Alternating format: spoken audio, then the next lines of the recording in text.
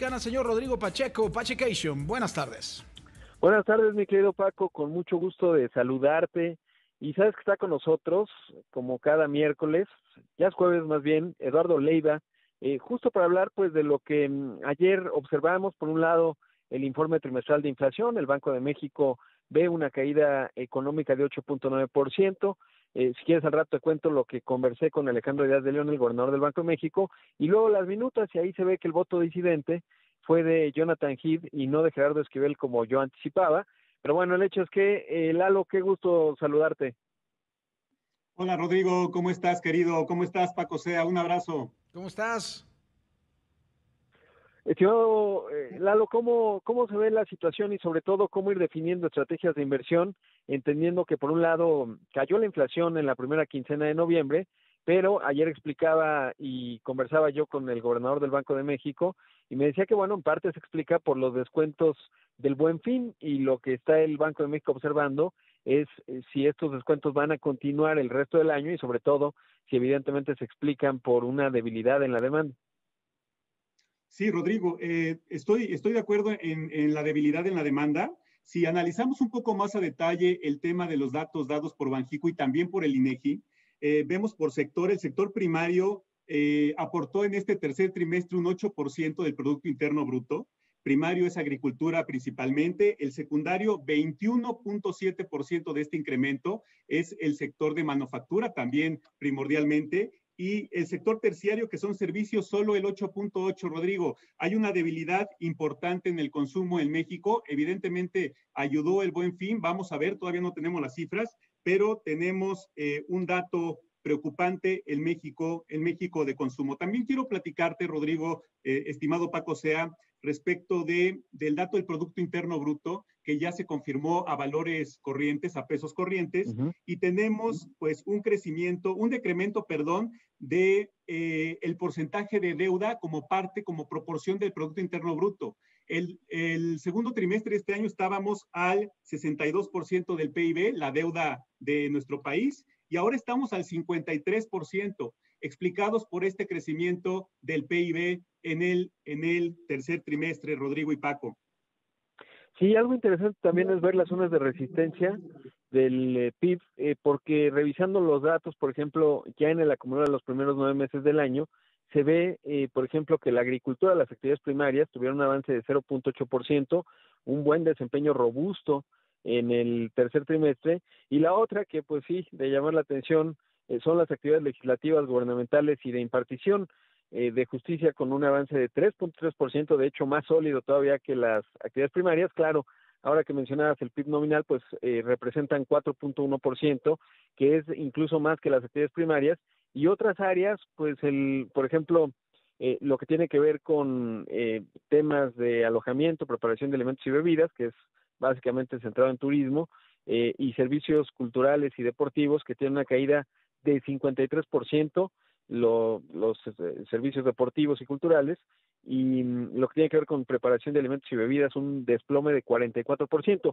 Y también nos dice mucho en términos de definir y ver tangiblemente qué áreas, digamos, y qué empresas que representan estas áreas, pues pueden ser resistentes, digamos, en un entorno de una recesión enorme como la que estamos viendo. Sí, y aparte el día de hoy, noticias que nos hacen que el mercado esté lateral, y les doy algunas cifras. Hoy tuvimos una mala noticia en temas de la vacuna con AstraZeneca, sí, donde no logró dar la última etapa y donde la protección que se había anunciado no fue la esperada. Esto pues fue una noticia que impactó el día de hoy, a pesar de que es Thanksgiving y no hay operaciones en el mercado de Estados Unidos, tenemos muy poco volumen. Pero bueno, México estamos cayendo 131 puntos, un poco por estas noticias, debilidad en el consumo, los datos que das ya en un análisis más a detalle, el tema de la vacuna. El tipo de cambio se mantiene 20.05%. Me parece que por estas noticias no ha perforado la línea psicológica de los 20 pesos y se mantiene arribita de los 20.05. El oro está en $1,806 la onza y ya ha alejado más del 10% de los $2,000 la onza en la mayor percepción de riesgo de mayo de este año. Es decir, si queremos hacer una contabilidad respecto de qué momento estamos de percepción de riesgo, estaríamos 10.40% abajo del mayor momento de riesgo en este año, Rodrigo.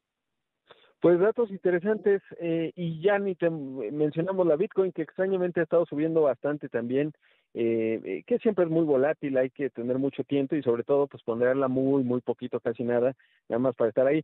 ¿Qué ves, qué más ves, estimado Lalo, en el contexto de los datos que se van a conocer hoy? Bueno, todavía tenemos economías cerradas en Europa y en los Estados Unidos. En Nueva York las escuelas ya cerraron. Europa ya anunciaron que el invierno no habrá actividades turísticas y este es un golpe importante. Y decirte también que pues estamos esperando esta vacuna porque los contagios siguen aumentando.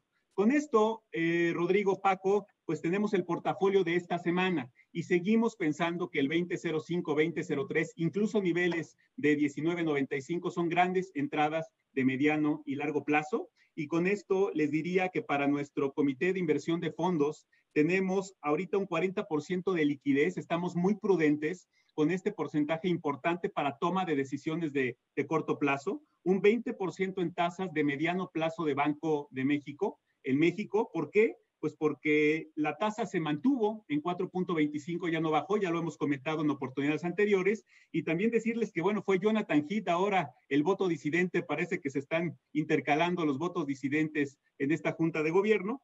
Regresando al portafolio, 30% bolsa americana a través del Standard & Poor's americano, las 500 acciones de toda la economía, y un 10% en dólares de corto plazo.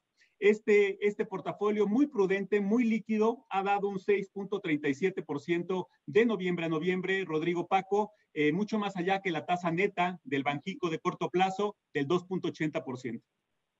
Sin duda interesante, y eso que mencionas, el voto disidente, pues se lo van repartiendo porque los dos, digamos, con una política monetaria más laxa, llevaba 3 Gerardo Esquivel y con este es el segundo de Jonathan Heath, y bueno, pues interesante, y vendrá también, por supuesto, la nominación del próximo subgobernador del Banco de México. Lalo, como siempre, un gusto.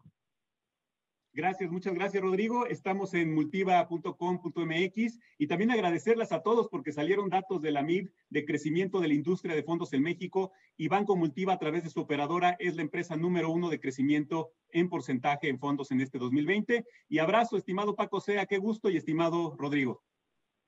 Mente, Pues muchas Milalo. felicidades, Felicidades. estimado Eduardo, mi querido Paco. Ahí escuchamos a Eduardo Leiva Sánchez, director general de Banca Patrimonial y Privada en Multiva.